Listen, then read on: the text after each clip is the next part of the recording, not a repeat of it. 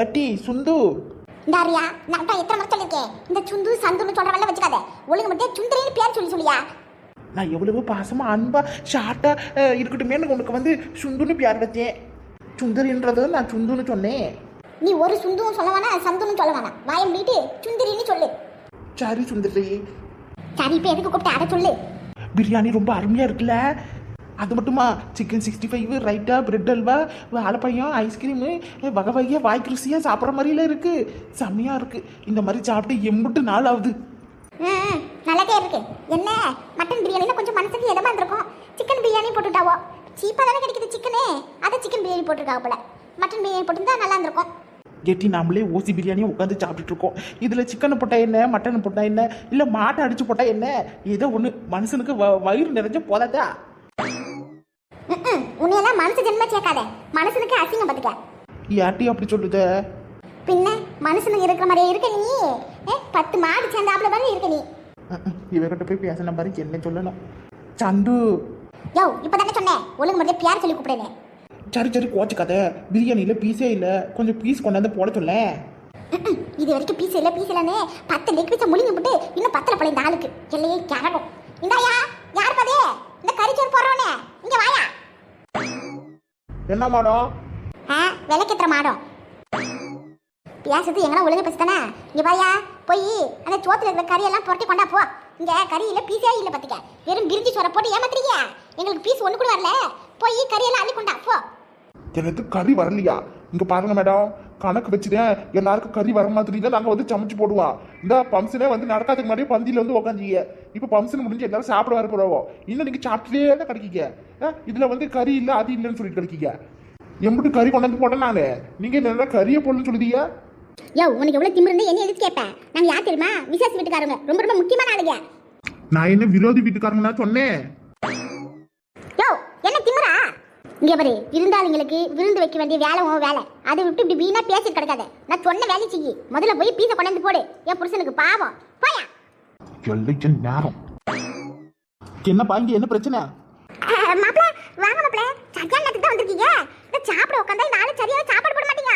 அதான் என்ன எதுன்னு சொல்லி சண்டை கேட்டுட்டு கிடக்கு. நீங்களே கேளுங்க மாப்பிள. சார் என் மேலே எந்த தப்பு இல்லை பார்த்துருக்கேன். இவங்க பந்தி பரிமாற முடியாது ஃபங்க்ஷன் முடிஞ்சதுக்கு அப்புறம் தான் போடுவோன்னு சொன்னேன். ஆனால் இவங்க கேட்கவே இல்லை. நாங்கள் ஃபங்க்ஷனுக்கு முக்கியமான ஆள் அப்படி இப்படின்னு சொல்லிக்கிட்டு வந்து சாப்பிட உட்காந்தாவோ. இன்னும் சாப்பிட்டு தான் கிடக்காவும் சார். இதில் பீஸை போடல அது போடல இது போடல ஆயிரத்தி நொட்டம் சொல்லிட்டு கிடக்காக. பந்தியில் உட்காந்துட்டு துஞ்சி நிரப்பதுக்காக தான் இவங்க வந்தாங்க போல இருக்கு. சே மானம் போச்சு. சரி அதெல்லாம் நான் பார்த்துக்கிறேன். முதல்ல இந்த பிரியாணி டப்பா எதுக்கு உள்ள கொண்டு வந்து வச்சிருக்கீங்க? மரவான இடத்துல போய் கொண்டு போய் வைக்க. சார் நான் வெளியே தான் சார் வைக்க சொன்னேன். இந்த ஐயோவா மாத்தியா உள்ள கொண்டு வந்து வைக்க. வெளியே வச்சிருந்தா ஆறிடும் தூசி பட்டு நாரிடும். இல்லை அந்த பஞ்சு டைம்ல அடிச்சிச்சிக்க நினைச்சேன். இவங்க எடுத்து போட்டு திங்க மற்றவங்களுக்கு சோத்தி எல்லாம் பண்ணிடுவாங்க போல இருக்கியா. சரி நீங்க போக இந்த பிரியாணி டப்பா கொண்டு போய் தூரமா வைக்க. சரி சார். என்ன மாப்பிள சாப்பாடு கூட எதுக்கு வெளியே கொண்டு போற? மற்றவங்க சாப்பிட்றதுக்கு சாப்பாடு இல்லாம போக கூடாதுல்ல அதனால. வாங்க வாங்க எல்லாரும் சாப்பிட வாங்க. அடே சம்மந்தி அம்மாவா சாப்பிடுங்க நல்லா சாப்பிடுங்க. எதுக்கு நல்லா கேட்டு வாங்கி சாப்பிடுங்க. பூச்சப்படாதீங்க. நம்ம வீடு மாதிரி போச்சு. இருக்கிற நிலைமை தெரியாம இவர் வேற. அதுக்கு என்ன நீ சாப்பிட்டாச்சு நம்ம வீட்டுக்கே. ஆமா ஆமா அது ஏதோ நானும் சொல்லுதேன். அடிக்கடிக்கு நீங்க வீட்டுக்கு வந்துட்டு போக ஏன் வீட்டுக்கு வர மாட்டேங்கிறீங்க? 3 வேளை கறிச்சோறு ஆக்கி போறேன்னு சொல்லுங்க. நாங்க நிரந்தரமா இங்கனே இருந்துடலாம். எலிச்சபதி எழுதுனீங்க. அது ஒண்ணு இல்லனே அந்த மாதிரி சாப்பிடுங்க. கொஞ்சம் ஏட கூடமா விளக்கத்தமா பேசுவாரு. வெள்ளந்தியான மனுஷன். அதுக்கு என்னமா இருக்கட்டும் தங்கச்சி. வேற எதுனா சாப்பாட்டுல ஏதாவது வேணுமா? சாப்பாடு நல்லா தான் இருக்கு. எந்த குறையிலையே. நல்லதா இருக்கு. என்ன சிக்கனமா இருக்கட்டுமே சிக்கன் பிரியாணி போட்டுட்டீங்க. மட்டன் பிரியாணி போட்டுட்டா மனசுக்கு கொஞ்சம் நல்ல இதமா இருந்திருக்கும். மட்டன் பிரியாணி கேக்குது உங்களுக்கு. இவங்களுக்குலாம் மட்டமான பிரியாணி தான் போட்டுக்கணும். முதல்ல மட்டன் பிரியாணி தான் போடலன்னு பார்த்தோம். அப்புறமேட்டுக்கு ரொம்ப செலவு பண்ண வேணாம்னு சிம்பிளா செய்யலாமே நினைச்சு அப்படி இப்படி செலவு செஞ்சதுல சிக்கன் பிரியாணி போட்டலான்னு முடிவு பண்ணோம். கடைசியில் அது செலவே பெரிய செலவா ஈட்டு விட்டுச்சு. இருந்தாலும் பேர பிள்ளைக்கு காது குட்டி மொட்டை அடிக்கும்போது கண்டிப்பா மட்டன் பிரியாணி செஞ்சு போட்டுருவா. கவலை விடுமா. அப்பச்சரி அங்கிள் அங்கிள் கெஸ்ட் எல்லாம் சாப்பிட்றதுக்கு வெயிட் பண்ணிட்டு இருக்காங்க. ராணிக்கா வசந்திக்கெல்லாம் சாப்பிட்டு ஊருக்கு போகல.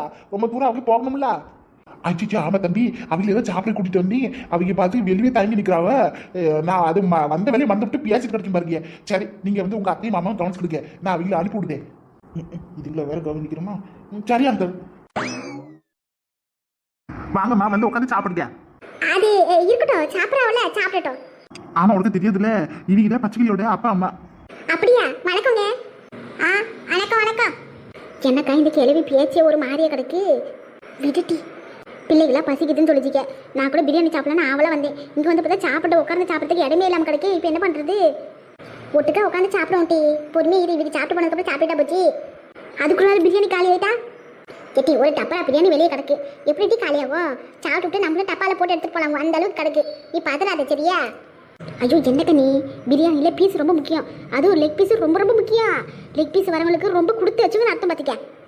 இவங்கள சாப்பிட்றத பார்த்தா கடைசியில் நமக்கு குஸ்கா தான் கிடைக்கும் போல இருக்கு. ஒரே குஷ்டமாப்பா. சே, இதுக்கு தான் சொன்னேன் பந்திக்கு முந்திக்கணும்ல. எங்கேயாவது கேட்டியாலா ஃபங்க்ஷன் ஆரம்பிச்சு முடியட்டும் பரவ சாப்பிட்டுக்கலாம் அப்படின்னு சொன்னேன். நமக்கு முன்னாடி 10 பேர் வந்து சாப்பிட்டு போறாவோ. நீ பார்த்துக்கிட்டு வேடிக்கை பார்த்துட்டு கிடக்கு. பட்டுன்னு கேக் கட் பண்ண அடுத்த நிமிஷம் நம்மளும் வந்து உட்காந்து சாப்பிட்டுருந்தா எல்லாத்தையும் இஷ்டத்துக்கு அள்ளி போட்டு சாப்பிட்டுக்கலாம்ல. எட்டி ஆசிரப்படாதடி. வந்த இடத்துல அப்புறம் எல்லாம் நம்மளுக்கு அதிகமாக பார்ப்பாவோ. இந்த பாரு அமைதி இரு. என்னமோ போ. இந்த ஃபங்க்ஷனுக்கு வரதே பிரியாணி சாப்பிட்றது தானே. இதில் யார் அசிங்க பார்த்தா நமக்கு என்ன? இங்கே இருக்கா நம்ம ஊர் கல்யாணத்தில் கூட வீட்டுக்கு ஒரு ஆள் தான் கிளம்பி போவாங்க. அதுவும் இந்த பிறந்த நாள் விழான்னு வந்துச்சு வச்சுக்க, அங்கே பிரியாணி போடுவோம்ல. அதனால வீட்டில் இருக்கிற நண்டு சிண்டுலேருந்து அத்தனை பேரும் கிளம்பி பிரியாணி சாப்பிட்றதுக்கு கிளம்பி போயிடுவாங்க. பார்த்துக்க 50 ரூபா மொழி வச்சுட்டு 5 பேர் வவுறு ஃபுல்லாக சாப்பிட்டு வருவாங்க. அதுதான் இது பிரியாணியோட பவரு. நீ என்னடனா மற்றவங்க சாப்பிட்றது வேடிக்கை பார்த்து நின்றுட்டு இருக்க. சரிதான் போக்கா. இது இங்கே பொருள் உனக்கு லெக் பீஸ் வந்தால் கண்டிப்பாக எனக்கு எடுத்து வச்சிருன்னு சொல்லிவிட்டேன். இல்லாட்டி நான் பயங்கர சண்டை போட்டுருவேன். ஏம்மா தாயே, எல்லாரும் கோழியோட காலுக்கே ஆசைப்படுறீங்க. அப்படி அந்த கோழியோட காலில் என்னதான் கிடக்கும் தெரியல. என் வீட்டில் கிடக்கிறதும் கோழி கால் தான் வேணும்னு ஒத்த காலில் நிற்குது. நீ கோழி கால் மேலேயே நிற்கிறவோ. எல்லாரும் கோழி காலை தின்னா அப்போ மற்றதுல யார் திங்கிறது? அதெல்லாம் எனக்கு தெரியாது. கோழி கால் தான் நல்லா இருக்கும். சரிடி வந்தால் கொடுக்குறேன் போதுமா? இப்போ அமைதி இரு. அவங்க நம்மள தான் பார்க்குறாங்க பாரு. ஏமா ராணி வசந்தி பிள்ளைங்களா எங்க கூப்பிடு, எல்லாரும் வந்து சாப்பிட்டுக்க. இருக்கட்டும்ப்பா. இந்த சாப்பிட்டுட்டு இருக்காங்களே, சாப்பிட்டுட்டு அவங்க சாப்பிட்டுட்டோம். நாங்கள் பிள்ளைங்க எல்லாரும் ஒட்டுக்கா உட்காந்து சாப்பிட்டுக்கிறோம். பிள்ளைகளை உட்கார வச்சு அதுக்கு சரியாக சாப்பிடாதீங்க. நாங்கள் உட்காந்தா பிள்ளைகளை அப்புறமா சாப்பிடாதீங்க. அதனால நாங்கள் எல்லாரும் ஒன்றா ஒட்டுக்கா உட்காந்து சாப்பிட்டுக்கிறோம். இவங்க சாப்பிடட்டும் முதல்ல. அதுவும் சரிதான். சரி நீங்க ஒன்றும் பண்ணிக்க. நம்ம உள்ள போயிட்டு ஆளில் உட்காந்து சாப்பிடுங்க. நான் உங்களுக்கு அங்கேயே சாப்பாடு பரிமாற சொல்லுதேன். ஆமாக்கா, இங்கே இருந்தால் உங்களுக்கு சாப்பிட்றதுக்கு இடமே கிடைக்காது. அதான் நீங்கள் ஆளில் உட்காந்து சாப்பிடுங்க. வாங்க நான் உங்களுக்கு சாப்பாடு பரிமாறுறேன். இதுவும் நல்ல ஐடியா தான். வாங்க போவோம். முதல்ல நமக்கு பிரியாணி முக்கியம். ஏமாடி பிள்ளைங்களை கூப்பிட்டு உட்காருமா. பசங்க வெளியே உட்காந்து கேக் சாப்பிட்டு இருக்காங்க. வாங்க போவோம். ஏட்டி சுந்தரி, என்னடி மாப்பிள்ளை நம்மளை பார்த்து எதுவுமே கேட்காம போறாரு. ஏதாச்சும் வேணுமானான்னு கேட்பாருன்னு பார்த்தேன். நான் கூட ஒரு கப்பில் சிக்கன் 65 ஒரு 4-5 பீஸை கொண்டாந்து போட சொல்லலான்னு எதிர்பார்த்தேன். ஆனால் மாப்பிள்ளை எதுவும் பேசாமல் போதாரு. நம்மளை யாருமே இங்கே கண்டுக்கிற மாதிரி தெரியலையேடி. யோ கண்டா என்ன கண்டுக்காம இருந்தால் நமக்கு என்ன? இந்த சாப்பிட வந்து சாப்பிட்டுட்டு நம்ம பாட்டுக்கு போயிட்டே இருக்க வேண்டியதேன்.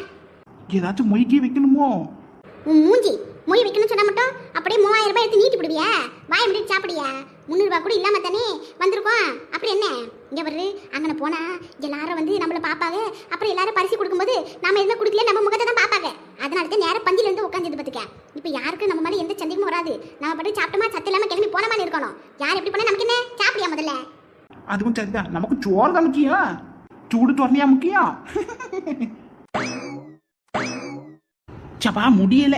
இந்த மூஞ்சிலெல்லாம் மேக்கப் போட்டுக்கிட்டு எப்படி தான் இந்த சீரியல் இருக்குவீங்களோ சினிமாக்காரங்களும் நடிக்கலாமோ தெரியல. கொஞ்ச நேரம் மேக்கப் போட்டதுக்கே மூஞ்சியெல்லாம் அப்படியே எரிய ஆரம்பிச்சிருச்சு. சே, இப்போதான் நிம்மதியாக இருக்கு. வேற ஒரு புடைக்கு மாதிரி இருந்ததுக்கப்புறம் தான் இப்பவே ஒரு பொண்ணா ஃபீல் பண்ணுறேன். என்ன சின்ன பொண்ணு என்ன பண்ணிட்டு கிடக்க? இவ்வளோ நேரம் ஒரு வேஷம் போட்டு இருந்தேன். அதை கழிச்சதுக்கு அப்புறம் தான் நிம்மதியாக இருக்கு. பொண்ணு மாதிரி இப்போ தான் நானே ஃபீல் பண்ணுறேன். அதை தான் நினச்சிட்டு இருந்தேன். நான் கூட இப்பதான் நிம்மதியா இருக்கு. அந்த பட்டு போட கட்டிக்கிட்டு கசகசன்னு இந்த வெயில்ல எப்பா கடுப்பா இருந்துச்சு. நல்ல வேலை 180 எங்க எனக்கு பத்தாம டைட்டா இருக்கும்னு நினைச்சேன். நல்லா லூசா தான் இருக்கு. சரியா இருக்கு. ஆமா, நான் மாசமா இருக்கும்போது போட்டதுல அதனால நல்ல பெருசாதே வாங்கி போட்டது. அதுவும் உனக்கு சரியா இருக்கு. சரி எவ்வளவு நேரம் இருக்க போற? உட்காரட்டி. இல்ல சின்ன பொண்ணு உட்காந்தே இருந்தா காலில் நீர் இறங்கி கால் வீக்கமாயிடுது. சத்த நேரம் நடக்கிறேன். அதுவும் சரிதான். இந்த மாதிரி நேரத்தில் உட்காண்டே இருக்கக்கூடாது, படுத்துக்க கூடாது. அதே மாதிரி நேரத்தில் ரொம்ப நடக்கவும் கூடாது. பார்த்துக்க, கால் வலி எடுத்து வீக்க வந்துடும். அதனால காலையில் சாயங்காலம் மட்டும் வாக்கிங் போனேன். சரி சின்ன பொண்ணு. சரி எல்லாரும் வெளியே சாப்பிட்டு இருக்காங்க. நீ சாப்பிட்ற என்ன சாப்பாடு எடுத்துட்டு வருவா? வேணாம் எனக்கு காலையில் சாப்பிட்டு நெஞ்சில் இருக்கிற மாதிரி இருக்குல்ல. அதனால தான் நானே கொஞ்சம் நேரம் நடக்கலான்னு பார்க்கேன். அதுலேயும் பிரியாணி சாப்பிட்டேன்னா அப்புறம் இன்னும் கொஞ்சம் நெஞ்சில் அடைச்சிட்டு இருக்க மாதிரியே இருக்கும். அதனால கொஞ்சம் நேரம் கழிச்சு சாப்பிட்டுக்கிறேன். உனக்கு பசி எடுத்து நீ போய் சாப்பிட்டு வையேன். இல்லை நம்ம 2 பேரும் சேர்ந்தே சாப்பிட்டுக்கலாம்.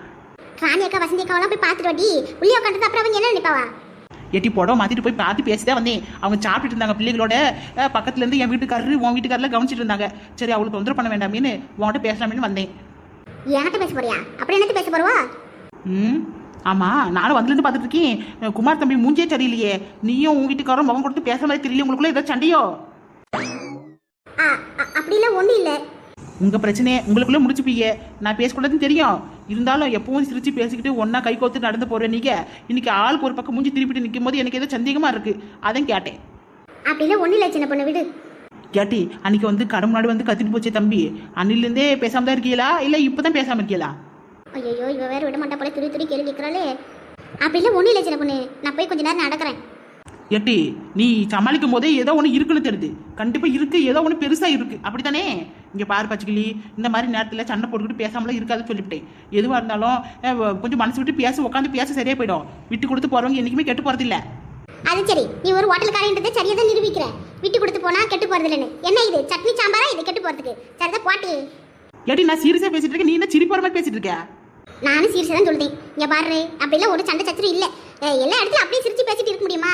வெளியே வந்தா நம்ம கொஞ்சம் அமைதி இருக்குன்னு தான் செய்யணும். சரிதே போவியா? இவ என்ன நைஸாக எஸ்கேப் ஆயிட்டா? கண்டிப்பாக எதுவும் இருக்கு போல இருக்கே. முதல்ல குமார் தம்பிக்கிட்டே பேசணும், அப்போதான் இது வந்தாலும் சரிப்பட்டு வரும். இவ இப்படிலாம் இருந்தால் நல்லதில்லை.